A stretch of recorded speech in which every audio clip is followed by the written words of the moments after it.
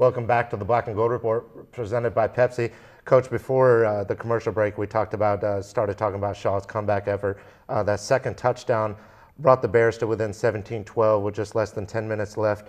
The ensuing drive, the Braves fumbled the ball away at midfield to ultimately set up the go-ahead touchdown by the Bears. Have you been able to put a finger on some of the issues late in the game, and do you attribute it to the youth on this year's team maybe? Sure. I think a big part of it is because we haven't been in those situations before, and sometimes you need to be able to use those to learn and grow and develop and go back and watch film on and really teach the team and the players of how to respond in those situations. But, like I said kind of before, is, once plays start to take place, the morale and the mentality of guys, you need to be able to overcome adversity. And that's going to hit in every game, but you need to be able to respond to it very, very well, and you need to have maturity to be able to do that. And so, guys need to stay focused on their jobs 100% of the time and for 4 quarters. And that really, it's a simple concept. It's just not easy to do. Well, we have some video highlights from the game. Coach, can you talk us through what we're going to see? Yep, absolutely. Here we're on defense. Shaw looks like they're getting down in the towards the red zone, and we were able to come up with a big hit by Ronnie Moore and force a fumble here. And we recover it, and very good momentum changer and morale booster for us in the first half, especially with them getting on our side of the 50-yard line there. Here we come up with a sack right here. Matt Turner actually got a lot of pressure on the quarterback all day long. Offensively speaking right here, Seth is able to swing it out to Rontonio Stanley, and Rontonio can really have the ability to take off really quickly and explode, and he gains a lot of positive yards for us right there. Right here, we're down deep inside the red zone. We're on about the 4-yard line here, and I believe it's right after a timeout. We go with a play-action pass here. Seth has to kind of evade some defenders, and I believe that was Pete West catching the touchdown pass right there for his first ever college touchdown.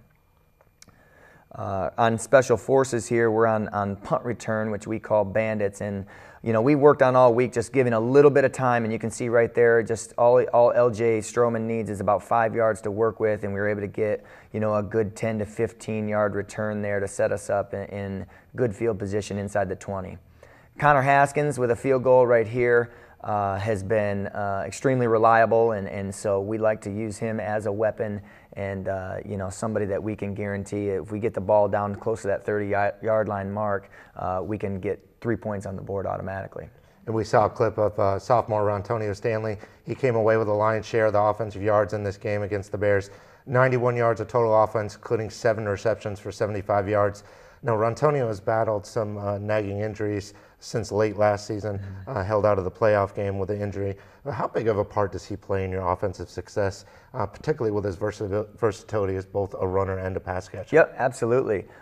He's very elusive, and so what we want to try to do is get our best athletes and best athletes that have the ball in their hands in space and be able to work against the guys on defense. And so Rontonio is one of those guys that we look to get the ball in his hands and be able to really burst and take off as we saw in the clip there. And so his ability to catch the ball obviously is a bonus so that we can use him swinging out in the flats and that type of thing to be able to receive the ball as well. Well, last week we talked about the importance of Connor Haskins to your efforts on special forces. But let's highlight another weapon for you this week. Punter Michael Doss finishes this game with a 37.4 average on 5 punts, pins the Bears inside their own 20-yard line on 4 of those 5 punts. We don't usually get to applaud the efforts of punters, but let's talk about Michael's role in the success of your team as well. Absolutely. One of the things we talk about extensively every week as a staff and as a team is to make sure we're putting ourselves in great field position. And so when we do have to go out and punt on 3rd down, 4th down, from not converting on 3rd down, Doss has been a very, very consistent for us, and he comes up with some big kicks in some critical situations. And obviously, if we can punt the ball down inside their 20, even if we get closer to the 15 and 10-yard line there, we've got a long field behind our defense, and that's what you want to do. You want to make them have to drive 90 yards, 85 yards, 80 yards to be able to have to score and get points out of that.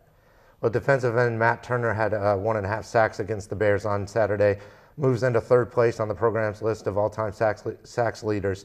Talk about his productivity over the last 2 seasons. Led the team in sacks last year, school record sack total, but especially so far this season as well. Sure.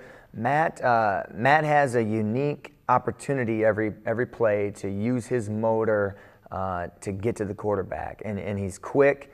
He's quick off the ball. He's pretty agile, and we put him at defensive end, and he's able to really beat those offensive tackles to get to the quarterback a lot of times. And so he'll just keep going after the quarterback and keep pursuing him and relentlessly getting after him until he finally, gets a sack or gets a hurry or gets some sort of pressure. And he's been a very good part of our defensive line and helping us, do a great job, obviously, in coverage, because it helps the coverage out when you can get defensive linemen in the quarterback's face. Okay, well, we're going to take our next commercial break, but when we come back, we'll keep talking to head coach Shane Richardson, so stay tuned.